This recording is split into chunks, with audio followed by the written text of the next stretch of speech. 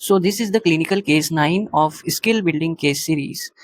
तो ये केस एक इजी लेवल का केस है। तो आज हम इसके केस देखेंगे, एग्जामिनेशन देखेंगे, क्लिनिकल क्लूज देखेंगे और क्या हम प्रोबेबल डायग्नोसिस बनाते हैं, क्या ट्रीटमेंट देंगे और क्या ऑर्गेनिज्म इसमें इन्वॉल्व रहेगा, वो सब हम इस वीडियो में आज देखेंगे। तो सबसे पहले हम देखते हैं केस सिनारियो।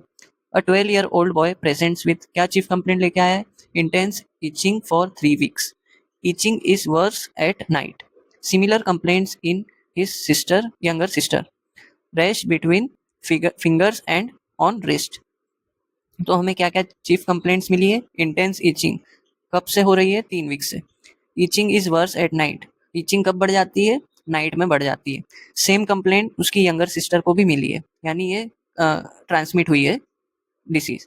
और rash between fingers and on wrist, यानी फिंगर उंगलियों के बीच में और रिस्ट पे रैशेस मिले।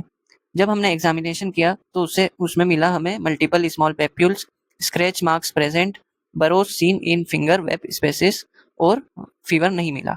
तो हमने क्या क्या क्लिनिकल क्लूज निकाले इसमें? पहला तो था सीवियर इचिंग एट नाइट, दूसरा था फिंगर वेब स्पेस इन्वॉल्वमेंट, तीसरा हमने देखा कि उसकी यंगर सिस्टर को भी सेम कंप्लेंट मिली, तो फैमिली मेंबर्स अफेक्टेड और बरोज प्रेजेंट थे। बरोज मतलब जैसे ये छोटे छोटे बिल टाइप बना देते हैं ना, उसे बरोज कहते हैं। तो हमने क्या डायग्नोसिस निकाला? What is the most likely diagnosis? तो हमने जो जो क्लिनिकल क्लूज देखे उसके हिसाब से हमने डायग्नोसिस क्या बनाया? स्केबीज का। अब स्केबीज क्या होता है? Scabies is a skin infestation that is caused by a mite that burrows into the skin, causing intense itching and a pimple like rash।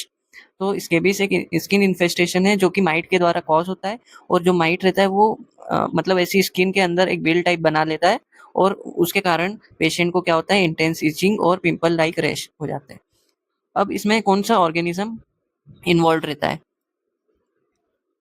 तो कॉजेटिव ऑर्गेनिज्म है सार्कोप्टीज स्केबी वार होमिनिस। ये एक इच माइट है, ये माइक्रोस्कोपिक माइट है जो skin के अंदर बरो करता है। और स्केबीज एक हाईली कॉन्टेजियस स्किन इन्फेस्टेशन है, यानी ये ट्रांसमिट होती है। अब कैसे कैसे ट्रांसमिट होती है? How is it transmitted? या तो close skin to skin contact हो, हाउस होल्ड स्प्रेड, यानी कुछ भी हम बेड शेयर कर रहे हैं, क्लॉथ शेयर कर रहे हैं, घर में रह रहे हैं, तो उससे स्प्रेड हो सकता है। इसका इंक्यूबेशन पीरियड कब तक रहता है? 2 से 6 हफ्तों तक। अब what is the treatment of choice? इसमें हम क्या ट्रीटमेंट देंगे? परमेथ्रिन 5% क्रीम, ये हमें अप्लाई करना है नेक से लेकर टोज तक ओवरनाइट। फिर हमें सुबह इसे वॉश ऑफ कर देना है। ऐसे इसको रिपीट करना है जब तक एडवाइस किया जाए, 7 दिन तक, जिससे पेशेंट को इचिंग से रिलीफ मिलेगा और ये माइट्स को एलिमिनेट कर देगा। तो परमेथ्रिन 5% क्रीम का यूज करना है। अब फैमिली को क्या एडवाइस करना है कि treat all house hold contacts at the same time. Wash clothes, bed linen and towels in hot water, जिससे क्या माइट्स डिस्ट्रॉय हो जाएंगे, क्योंकि गर्म पानी रहेगा तो वो सहन नहीं कर पाएंगे। डोंट शेयर क्लॉथ्स, टॉवेल्स और बेडिंग। अपना अपना सिंगल क्लॉथ्स, अपने अपने क्लॉथ्स रखना है, टॉवेल्स अलग रखना है, बेड्स अलग रखना है। फिर प्रिवेंट री इन्फेस्टेशन एंड स्प्रेड। अब ये सब तो ठीक है, हमें सबसे इंपॉर्टेंट बात क्या याद रखनी है कि क्लिनिकल पॉइंट्स। पेशेंट को हो रही थी नाइट में इचिंग, फिंगर वेब स्पेसिस, और उसके फैमिली मेंबर्स भी अफेक्टेड थे, यानी डिसीज ट्रांसमिट हो रही थी। तो हमने क्या प्रोबेबल डायग्नोसिस बनाया था? स्केबीज का। अब कुछ पॉइंट्स हमें रिमेंबर रखने। क्या रखना है? इंटेंसिटी इचिंग वर्स, मतलब रात को इचिंग सीवियर हो जाती है नाइट में। कॉमन साइट्स कौन कौन सी थी?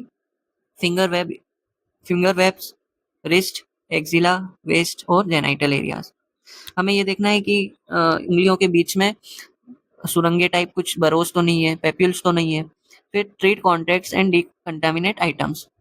When to seek help if secondary infection occurs, यानी रेडनेस हो गया, पस हो गया, फीवर हो गया, तो ये सेकेंडरी इन्फेक्शन यदि होता है तो हमें डॉक्टर की एडवाइस लेनी चाहिए। If itching persist after treatment, यानी ट्रीटमेंट करने के बाद भी इचिंग हो रही है। If new lesions continue to appear, तो ये चीजें हमें ध्यान रखनी है। अब हम नेक्स्ट केस देखेंगे, इजी एंडोक्राइन केस। उसमें हम देखेंगे एंडोक्राइन का केस, तो वो हमारा रहेगा 10th केस। ये था हमारा 9th केस। तो आई होप आपको वीडियो अच्छी लगी होगी। वीडियो अच्छी लगी हो तो लाइक कर देना, चैनल पे नए हो तो सब्सक्राइब कर देना। Thank you.